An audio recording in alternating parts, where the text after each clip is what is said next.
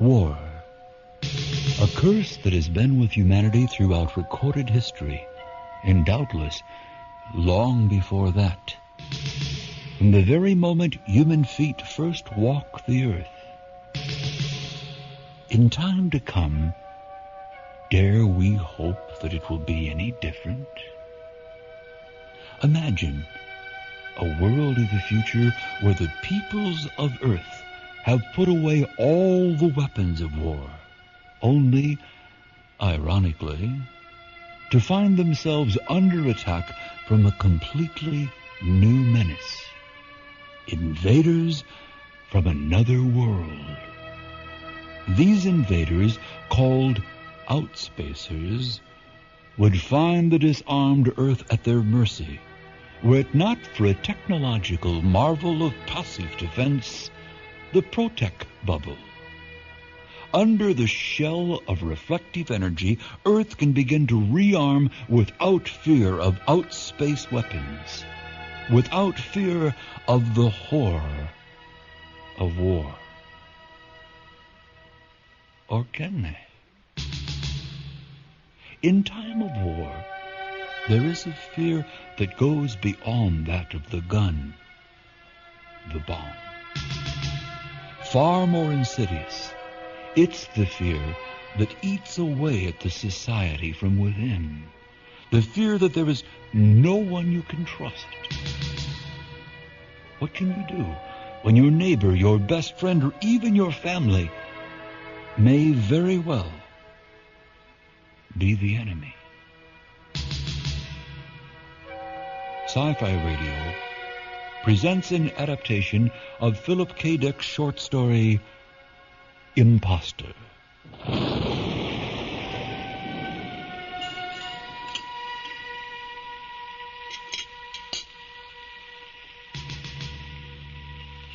All but military traffic has been halted between Earth and her outposts.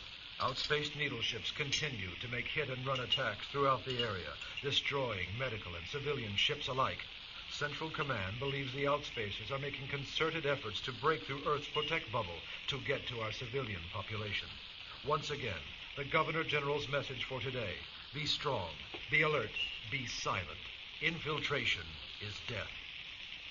In local news, The Project, as Jericho Labs has come to be known, is hosting dozens of luminaries this week. Mary, turn that damn thing off, will you? Representing the elite positive combat labs from across the planet will be in attendance for seminars. And weapons demonstrations, and I have to smile and shake every one of their hands. Oh, they're talking about your work, Stan. I know.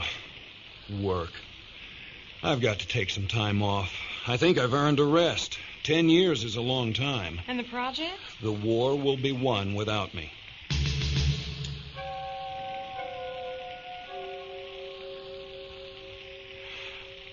I'm really beginning to think the news channels altered dispatches to make it appear the outspacers are right on top of us. Oh, now, Spence, don't say that. You know, what I'd like to do on my vacation? I'd like to take you on a camping trip in the mountains near here, where we went that time. Remember? I got poison oak and you almost stepped on a gopher snake. Sutton wood. Well, those woods burned not more than a week ago. Some kind of a flash fire. I thought you knew. That's right, I forgot. And they didn't even try to find the cause? Mm-mm. No one cares anymore. All they can think of is the war, the outspacers, the needle ships. Well, how can we think about anything else? Those little ships coming, screaming out of the night sky at us? There hasn't been a major ground attack since the protect bubble went up. The whole planet's safe under that shield. So we just sit here, under the blanket. Every lab on the planet is working on a weapon that will get us back to the high ground. My positive combat project is looking better and better. It's the main reason for this gathering. Still, those ships. I know. Like the sword of Damocles over our heads. I'm tired of it, too. All I want to do is take a long rest. But I guess everybody feels that way.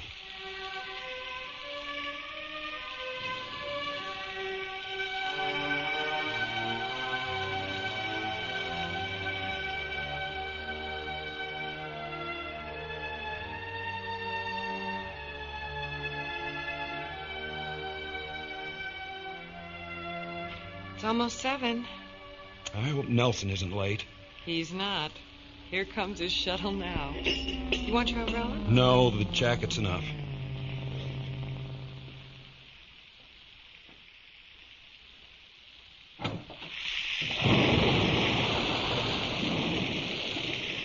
I'll see you later. Try not to work beyond your shift, Spence.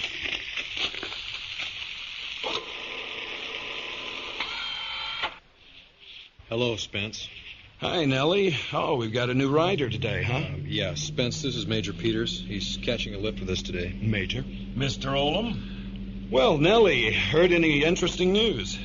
The usual. A few out spaceships hit, another asteroid abandoned for strategic reasons. Oh, it'll be good when we get the project into the final stage. Maybe it's just the propaganda from the news channels, but in the last month, I've gotten weary of all this. Do you think the war is in vain, Mr. Olham? You are an integral part of it yourself. I know. It's just everything seems so grim and serious, no color to life. I don't remember seeing you at the project before, Major. Were you just... I'm not with the project, Mr. Olham, but I know something about what you're doing. My own work is altogether different. I'm with the government, with the FSA, the security organ. Oh, so you're looking for enemy infiltration in this region? As a matter of fact, I'm here to see you, Mr. Olham. See me? Why? I'm here to arrest you as an outspace spy. Grab him, Nelson. All right, wait, hold wait, on right there. wait, Just no, hold it just a second. Nellie. Give me your hand. Nellie. There's no need for the gun, Nelson.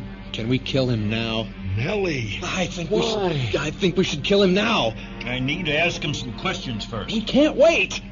You've got the destination coordinates plotted. Punch them in. Get us out of this damn rain.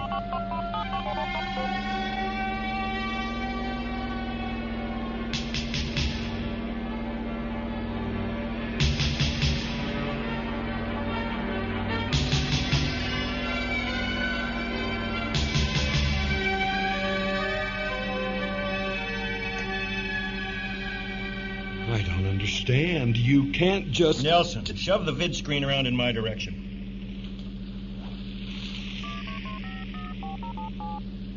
Chief of Security, Central.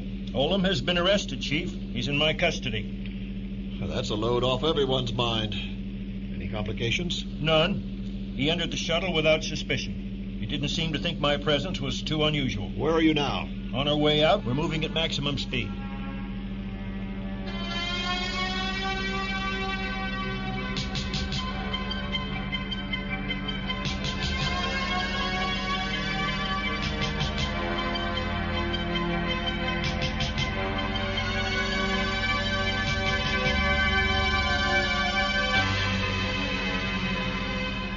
We've cleared the storm. You can assume the critical period has passed.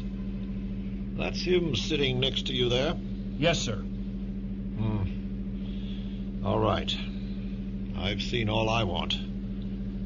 Major, you've done something that will be remembered for a long time. They're preparing some sort of citation for both you and Mr. Nelson. That's not necessary, sir. How much danger is there now? Is there still much chance that he'll... There is some chance, but not much. My understanding is that it requires a verbal key phrase to trigger it. We think he was programmed to speak the phrase under a particular set of circumstances. Anyway, we have to take that risk. I'll notify Moonbase that you're coming in with the prisoner. It's best we land the ship outside, beyond the base. I don't want to put the facility in jeopardy. Take whatever precaution you deem necessary, Major. Major, we're nearing the protect bubble wall. Chief? I heard. Punch in 1138. That's your designation, up and back. It'll get you safely through the protect bubble. No communication beyond the bubble till you reach the moon base. Central out.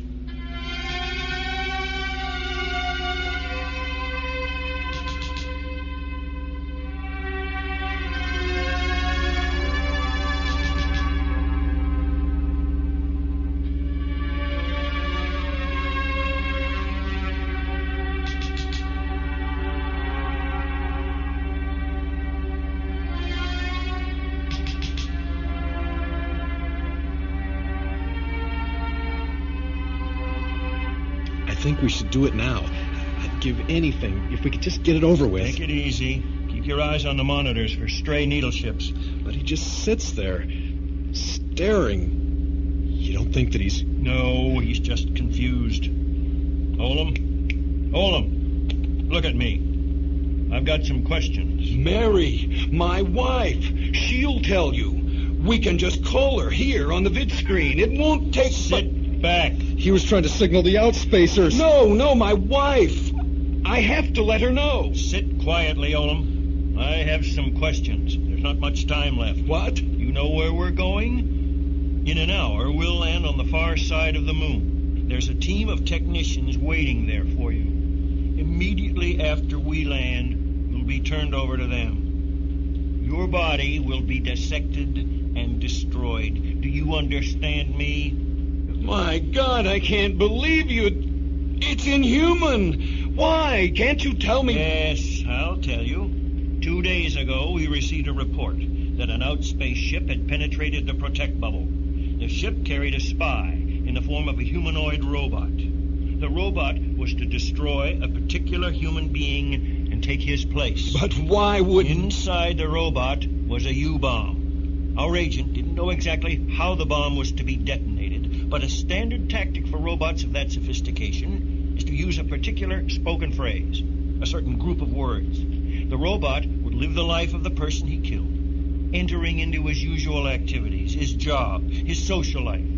He had been perfectly constructed to resemble that person. No one would know the difference. You're not making any sense. The person the robot was designed to recreate was Spence Olham, a high-ranking official at the most advanced military research project. Me? But... Because this particular project was approaching crucial stage, because so many of the combat researchers would be attending the demonstration this week.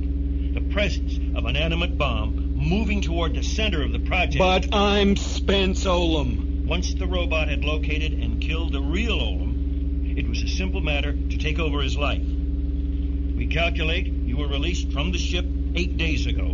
The substitution was probably accomplished over the last weekend, when Olham went for one of his walks in the hill. But I'm Olin. Nellie, don't you recognize me? You've known me for 20 years. We went to college together. Hell, you and I were roommates for 2 years. Stay away from me. Major, would you keep him away from me? Stay seated, Mr. Olham. Listen to me, Nellie. Stop! I don't want to hear anymore. You killed the real Spence Olham, you machine. You're wrong. I don't know what happened to the... But the robot never reached me. Something must have gone wrong. Maybe the ship crashed. Major, I'm the same person I've always been. You were manufactured to look just like him. This is my body. These are my hands. This is my face. I was born with it. I can prove it. Just take me back to Earth. An X-ray examination, a neurological study, anything like that will show you. Or the ship. Maybe we can find the crashed ship. I am Olham. I know I am, if you just let me prove it. Why won't you let me prove it? The robot would be unaware that he wasn't the real Spence Olham. He would become Olham in mind as well as body. He would not only look like him, but he'd have his memories, his thoughts and interests, perform his job. But there'd be one big difference. Yes, the bomb inside the fabricated skin and bones. The bomb waiting for the trigger phrase. That is the essence of the new Spence Olham. If I were the robot, I would have screamed the trigger phrase when you first grabbed me. You weren't programmed to know the trigger. You're intended to speak the words at the right time and place. That's why we're taking you to the moon. They'll disassemble you and remove the bomb. If the device should explode during dissection, it won't matter, not there. We're getting close. We're in the guide path. You have to let me prove myself. Oh, look, I see them. The techs, the demolition team, they're waiting for us. They're gonna rip you open. Yank off your arms and legs. What gives you the right? You can't. Auto-telemetry engaged. Pilot verification display on. Override disabled in 4, 3, 2...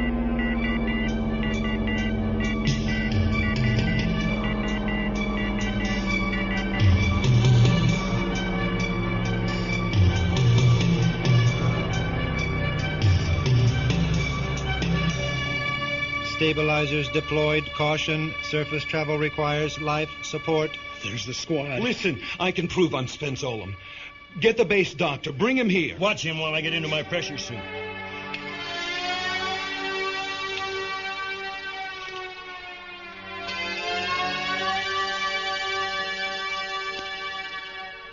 Don't wave that gun at me, Nellie.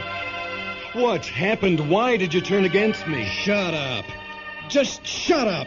Major, do we have to stay around while they work on him? No, we'll be gone before they start.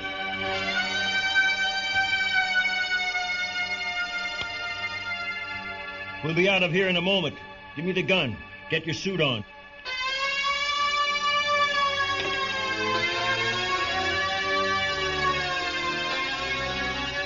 Wait, hey, what about me? Robots don't require oxygen. Okay, I'm ready. Then yank that safe lever and let's get the hell out of here. No! If you open that door, I'll die. Open the door, Nelson. Please, Nellie, I'm your friend. I'm begging you. You're no friend of mine.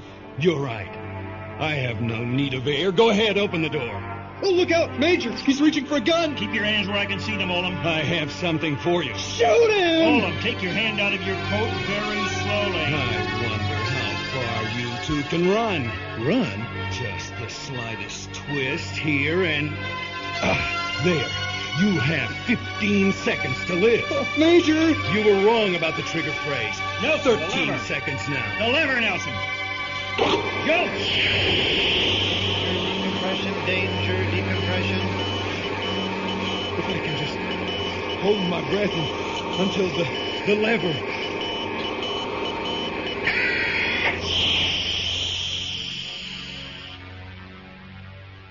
That's it. Run, you bastards, and just keep running. Let's see. Pilot assist display. Return plotting. There. I've got to get back and prove who I am.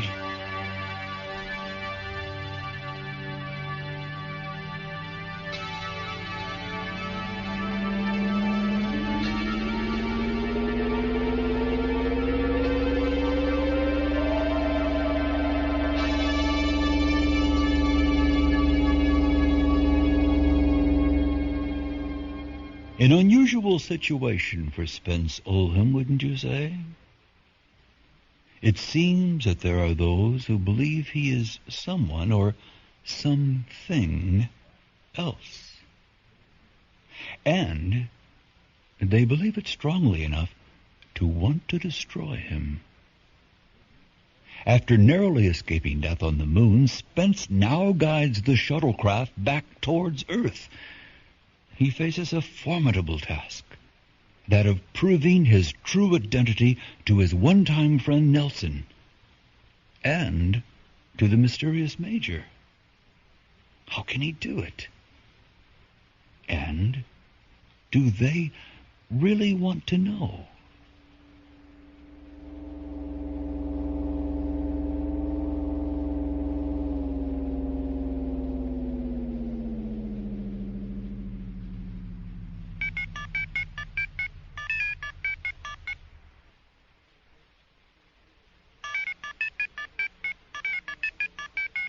Computer assist, vid screen on, local grid. Activated. Hello? Mary. Spence, where are you? What's happened? I can't tell you now. Listen, I have to talk fast. They may break this call off any minute. Go to the project grounds and get Dr. Chamberlain. If he isn't there, get any doctor. Bring him to the house and have him stay there. Have him bring equipment, X-ray, fluoroscope, everything. Spence? Do as I say. Hurry. Have him get it ready as soon as possible. Are you all right? Are you alone? Alone? Is anyone with you? Has Nelson or anyone contacted you? No. Spence, I don't understand. Everything will be all right. I'll see you at the house within an hour. Don't tell anyone anything. Get Chamberlain there on any pretext. Say you're very ill. Spence? I'll explain when I get there.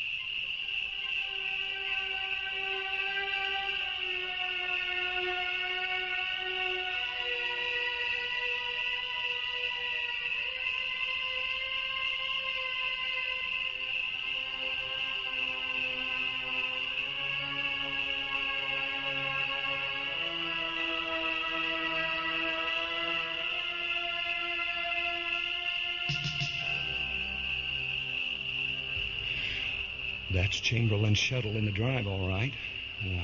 No police speeders. Mary's done it.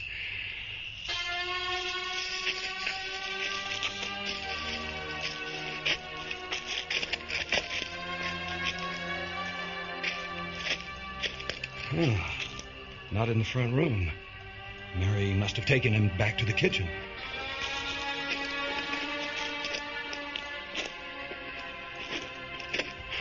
Chamberlain will fix this. He's been with the project since the day it opened. He'll prove me right. He'll stop this madness.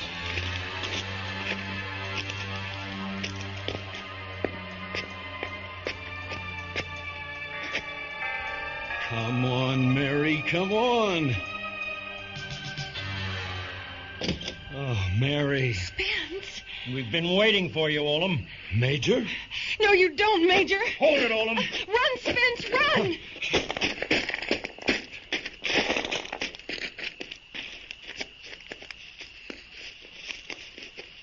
Come back to the house, Olham. There are security men all around you. Listen to me.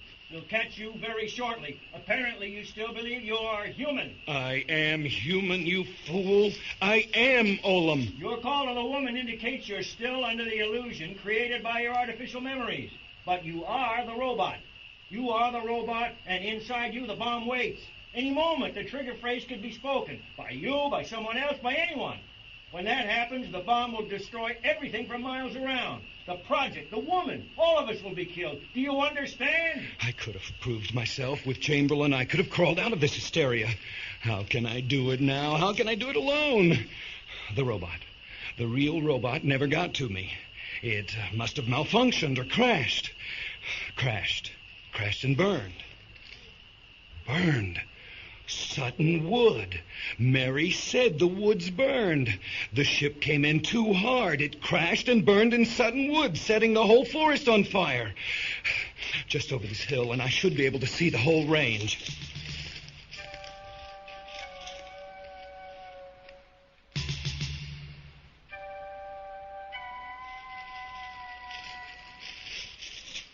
Sun's coming up, Olham. It's only a matter of time. We'll catch you. We have orders now to destroy you on sight. We'll have to take the chance that the bomb will detonate. Every available security officer has been ordered into the area. The whole countryside is being searched, inch by inch. There's no place you can hide. Just a little more, and... Oh, Lord! Oh, ash, black and gray ash everywhere. The prevailing winds are from the south. The fire would have started here and been pushed north, so the outspace ship should be somewhere just below the crest. There! A reflection, that's it! Don't move, Olham. Major, wait! Wait, don't fire! Look over there, just below the crest. I've found the outspace ship. Over here, I found it. No, don't shoot! I found the needle ship, down there in the clearing. Good. Let's wrap this up. I knew I'd find it here, the burned wood. Now, do you believe me? You'll find the remains of the robot in the ship. Look, will you? There is something down there. Shoot him. There's no need. Wait. I'm in charge. Don't anyone fire. Fletcher, go down and check it out. He killed Olham. Oh, shoot him. Any minute he might kill us. Oh, if the bomb goes off. Shut up. Fletcher, what do you see? Well? It's a needle ship, all right. I've got to see. Stay in front of me, Olham. Keep your hands where I can see them. Major, there's something beside the ship here. Yeah, well, move the brush back. It's a body of some sort. A body? It's bent, twisted in all directions. The robot. God, look at the face. It's my face. I can't believe it. You were telling the truth all the time. The robot never reached me. It was destroyed when the ship crashed. You were all too busy with the war to wonder why an out-of-the-way wood suddenly caught fire and burned. Now you know. Nelson, don't tamper with the body. I want to find the bomb. If it didn't go off after this crash, then I'm sure not going to set it off just by turning this... Oh, geez. What? The chest is ripped open. That thing would have destroyed us all if it had lived. We owe you, Olham. This must have been a nightmare to you. If you hadn't escaped, we would have... Well, I knew the robot had never reached me, but I had no way of proving it. When we get back to the station, I'll get into the computer main and clear your name. It'll take care of everything. Oh, punch in a vacation for me, will you? I think we might work out a month's leave for you. You could take it easy. Relax. Right now, all I want to do is go home. Right. Whatever you say. Nelson, quit moving the body. I think I see the edge of the device. Don't touch it. It might still detonate. Let the demolition squad take care of this. There's something metal here. What are you doing, Nellie? Be careful. Oh, here it is. Oh, I've got it. But that's just a chunk of metal, just a part of the... Oh, no, it's not. Clean the blood off and you can see it's a knife. This is what you killed him with. An outspace needle knife. You murdered him. You murdered my friend and left him here beside the ship. Shut up, Nelson. Don't say another word to him. No, this can't be Olham. I'm Olham. How could that be Olham? If... Stop, Olham. Don't say it. If that's Olham, then I must be an imposter.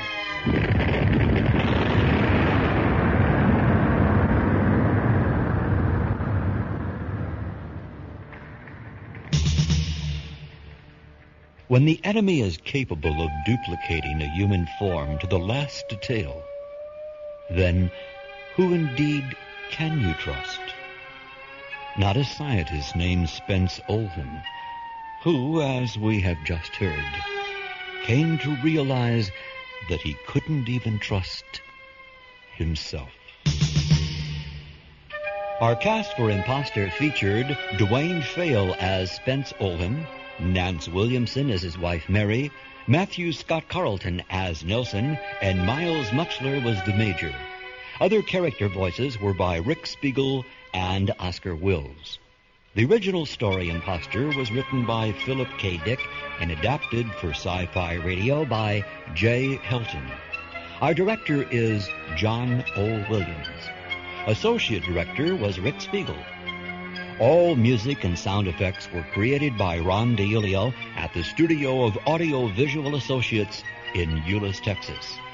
The series producers are Kevin Singer and Ron DiIulio. Support for Sci-Fi Radio has been provided by a grant from the Corporation for Public Broadcasting.